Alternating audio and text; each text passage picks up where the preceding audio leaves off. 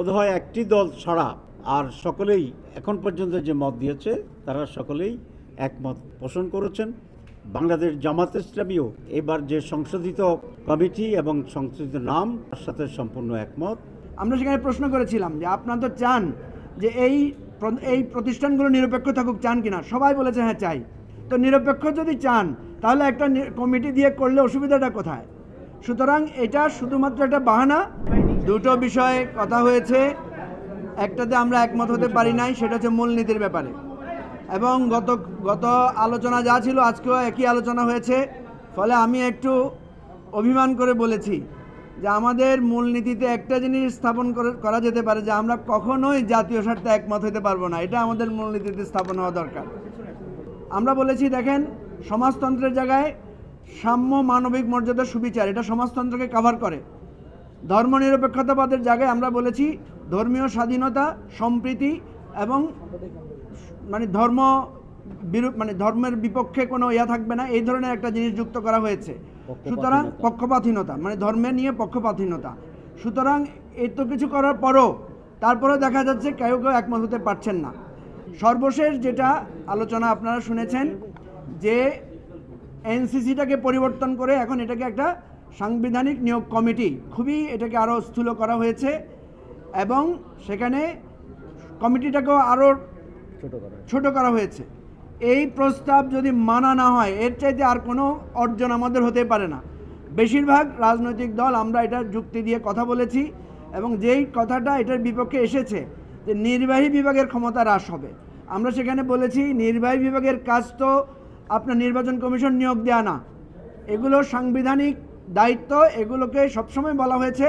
আমরা সেখানে প্রশ্ন করেছিলাম যে আপনারা তো চান যে এই প্রতিষ্ঠানগুলো নিরপেক্ষ থাকুক, চান কিনা? সবাই বলেছে হ্যাঁ চাই। তো নিরপেক্ষ যদি চান তাহলে একটা কমিটি দিয়ে করলে অসুবিধাটা কোথায়? সুতরাং এটা শুধুমাত্র একটা বাহানা। আমরা মনে করি নির্বাহী বিভাগের ক্ষমতা কোনোভাবেই হ্রাস হবে না, বরং বাংলাদেশের মানুষ নিজেদেরকে গৌরবান্বিত মনে করবে যে নির্বাচন কমিশন নিয়োগ, দুদক নিয়োগ, পিএসসি চেয়ারম্যান নিয়োগ নিয়ে প্রধানমন্ত্রী, বিরোধী দলীয় নেতা, তারপরে স্পিকার, ডেপুটি স্পিকার উভয় পক্ষের সবাই মিলে আলোচনা করছেন এবং প্রেসিডেন্টের প্রতিনিধি, চিফ জাস্টিসের প্রতিনিধি থাকবেন। এর চাইতে সুন্দর প্রস্তাব আর হতে পারে না। এরপরে আলোচনা শুরু হয়েছে প্রধানমন্ত্রীর যে কত বছর ক্ষমতায় থাকতে পারবেন। আপনারা আগের জানেন যে বার এবং মেয়াদ নিয়ে যে তর্ক, সেখান থেকে সরে এসে একজন প্রধানমন্ত্রী এক জীবনে তিনি কত বছর দায়িত্ব পালন করতে পারবেন সে বিষয়ে একটা প্রস্তাব ছিল 10 বছরের। এই বিষয়ে মোটামুটি একটা ঐকমত্য তৈরির জায়গা তৈরি হয়ে গেছে, কিন্তু যুক্ত হয়ে গেছে যে সাংবিধানিক পদগুলোতে কিংবা সংবিধিবদ্ধ প্রতিষ্ঠানের পদে নিয়োগের কর্তৃপক্ষ তৈরি হবে কিনা। আমরা মনে করেছি বাংলাদেশের যে অভিজ্ঞতা তাতে আমরা যে নির্বাচন কমিশন সহ দুর্নীতি দমন কমিশন, পাবলিক সার্ভিস কমিশন, মানবাধিকার কমিশন কিংবা অডিটর জেনারেলের মতো সংবিধিবদ্ধ প্রতিষ্ঠান, এইগুলো যখন দলীয়ভাবে নিয়োগ হয় তার ফলে এইগুলো সাংবিধানিক প্রতিষ্ঠান হিসেবে কাজ করতে পারে না। তার পরিণতিতে নির্বাচনের কী অভিজ্ঞতা, পাবলিক সার্ভিস কমিশনের মাধ্যমে প্রশাসন দলীয়করণের কী অভিজ্ঞতা, দুর্নীতির কী ভয়াবহ চিত্র, এই সব কিছু আমরা দেখেছি।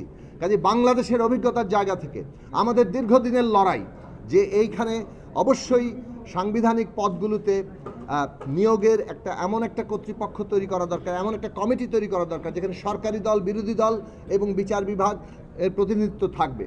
সেই ক্ষেত্রে পরিবর্তিত যে প্রস্তাব এসছে সাংবিধানিক পদে নিয়োগের কমিটি এই নামে, অর্থাৎ এনসিসি এখন আর প্রস্তাবে নেই। এখন প্রস্তাব আছে সাংবিধানিক পদ ও সাংবিধানিক ও সংবিধিবদ্ধ প্রতিষ্ঠানের পদে নিয়োগের কমিটি, এবং সেখানে 7 জনের একটা কাঠামো তৈরি করা হয়েছে। আমরা বলেছি প্রয়োজনে কাঠামো সরল করা যেতে পারে, এমনকি কোন কোন প্রতিষ্ঠানে নিয়োগ হবে সেগুলি সুনির্দিষ্ট করা যেতে পারে, যেমন আমরা 5টি প্রতিষ্ঠানের কথা বলেছি, এবং একই সাথে এর জবাবদিহিতা কার কাছে থাকবে সেই প্রশ্নেও আরও সুনির্দিষ্ট করা যেতে পারে। কিন্তু এই সাংবিধানিক পদ ও সংবিধিবদ্ধ প্রতিষ্ঠানের পদে নিয়োগের ক্ষেত্রে অবশ্যই নিয়োগের একটি কমিটি যেখানে সরকারি দল এবং বিরোধী দল এবং অন্যান্য প্রতিনিধিত্ব থাকবে, এইরকম একটি কমিটি করা দরকার। এটা নিয়ে আজকে আলোচনা হয়েছে যে বাংলাদেশে যে সমস্ত সাংবিধানিক কমিটিগুলো আছে, যেমন ইলেকশন কমিশন আছে, পাবলিক সার্ভিস কমিশন আছে, দুদক আছে, এবং আপনার পাবলিক অ্যাকাউন্টসের যারা আছে সেই সমস্ত কমিশন আছে, এই সব কিছুর জন্যে একটা সিনক্রোনাইজ বডি থাকবে।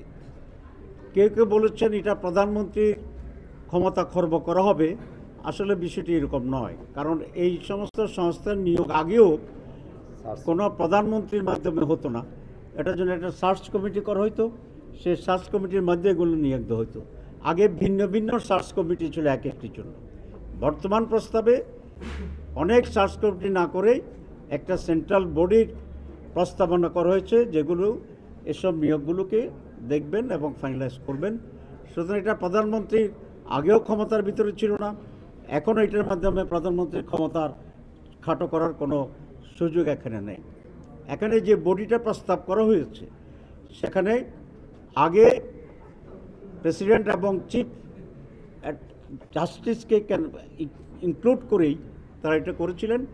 আমরা আমাদের রিটেন যে প্রস্তাব দিয়েছিলাম সেখানে আমরা বলেছিলাম যে যেহেতু রাষ্ট্রের প্রধান ব্যক্তি প্রেসিডেন্ট এবং জুডিশিয়ারির প্রধান ব্যক্তি চিফ জাস্টিস, সুতরাং তাদেরকে এই কমিটিতে না রেখে তাদেরকে এর আওতায় রাখা দরকার। কোনো ক্রাইসিস যাতে হয় যখন ওইখানে তাদের কাছে অ্যাড্রেস করা হয়। পরবর্তীতেও আমাদের ঐকমত্য কমিশন সেটাকে চেঞ্জ করে দিয়েছে, নাম চেঞ্জ করছে এবং সেটাও চেঞ্জ করে বর্তমান ফরমেশন হচ্ছে প্রধানমন্ত্রী, বিরোধী দলীয় নেতা বা নেত্রী যিনি আছেন থাকবেন, বিরোধী দলের বাইরে যে সমস্ত দল থাকবে পার্লামেন্টে তাদের সকলের কাছ থেকে একজন, স্পিকার, ডেপুটি স্পিকার এবং প্রধান বিচারপতির প্রতিনিধি হিসাবে একজন সুপ্রিম কোর্টের বিচারপতি, আর প্রেসিডেন্টের বা রাষ্ট্রপতির পক্ষ থেকে একজন প্রতিনিধি, এবং এই কমিটির সভাপতিত্ব করবেন লোয়ার হাউস যদি হয় অথবা বর্তমান যে হাউস আছে সংসদের স্পিকার। সুতরাং এই কম্বিনেশনের সাথে আমরা হাউজে যেটা দেখেছি একটু ইনকমপ্লিট আছে আলোচনা, বোধহয় একটি দল ছাড়া আর সকলেই এখন পর্যন্ত যে মত দিয়েছে তারা সকলেই একমত পোষণ করেছেন। বাংলাদেশ জামাত ইসলামীও এবার যে সংশোধিত কমিটি এবং সংশোধিত নাম তার সাথে সম্পূর্ণ একমত। কারণ বাংলাদেশে আজকে যে নৈরাজ্য তৈরি হয়েছে, একক ক্ষমতা একটি দায়ী এবং এরকম একান্তই দলীয় অযোগ্য লোকদেরকে নিয়োগ দেওয়া একটা বিরাট সমস্যা। যেমন আজকে আমরা বলছি যে আওয়ামী লীগের প্রেতাত্মারা এখনও সচিবালয়ে বসে আছে, এখনও পুলিশ সার্ভিসে আছে। এটা কেন হয়েছে? যে আওয়ামী লীগ ক্ষমতায় থাকতে দলীয় লোকদেরকে নিয়োগ দেওয়ার কারণে তাদেরকে এখনও সেখান থেকে সরানো যাচ্ছে না। সুতরাং এটা খুব ইম্পর্টেন্ট। আর যে একটি দল যারটা বলেছেন সেটা বড়দের নিচে তারা একটু পরে এসে ব্রিফিং করবে, বাংলাদেশ ন্যাশনালিস্ট পার্টি।